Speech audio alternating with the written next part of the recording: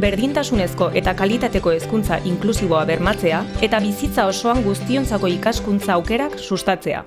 Paulo Freireren esanetan, hezkuntzak ez du mundua aldatzen, mundua aldatuko duten pertsonak baiz. Kalitateko hezkuntzan inbertitzea oinarrizkoa da, jendearen bizitza hobetzeko, garapen jasangarria bultzatzeko eta hezkuntza ekonomiko zein sozial jasangarria bermatzeko. Emandako aurrera pausoak, handiak badira ere, bereizkeriaren eta txirotasunaren ondorioz, oraindik ere jende asko dago kalitateko hezkuntzatik urrun.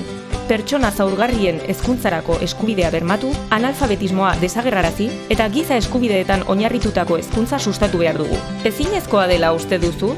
Orduan, Malala Yousafzairen historia ezagutu behar duzu. 2012an, 15 urte zituela, autobusean zijoan eskolara atentatua jasan zuenean. Horren ostean, emakumeek oinarrizko hezkuntza eskuratzeko duten eskubidearen alde abian jarri zuen borroka hain indartsua izan zenez, nazioarteko babesa jaso zuen. Gaur egun, eskolakatea zuzentzen du bere eskualdean. Hitzaldiak ematen ditu mundu zabalean, eta nazio batzuen batzarrera iritsi da. Bakearen Nobel saria ere jaso du, 17 urte zituen. Bera bezain urrun irits daitezke, zeure ingurunetik azten bazara.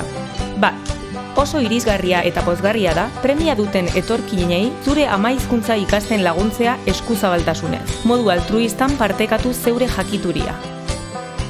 2. Behar ez dituzun testuliburuak eta eskolako materiala elkarteei emando aintzan. Hezkuntza aldaketaren oinarria da eta oraindik ia 681 milioi helduk ez dakite ez irakurtzen, ez idazten eta haietako 2 eren emakumeak dira. 3. Book crossinga bultzatu. Hau da, liburuak modu anonimoan trukatu, zeure hiriko beste pertsona batzuekin. Horrela, eta trukerako liburu den bidez ere bai, lan handien bizitza luzatuko dugu eta pentsaera irekiagoa edukiko dugu. 4. Seme-alaben prestakuntzarantz sustatu irakurmena eta motivazioa, gustukoen zer duten jakiteko eta norabide horretan hazten laguntzeko.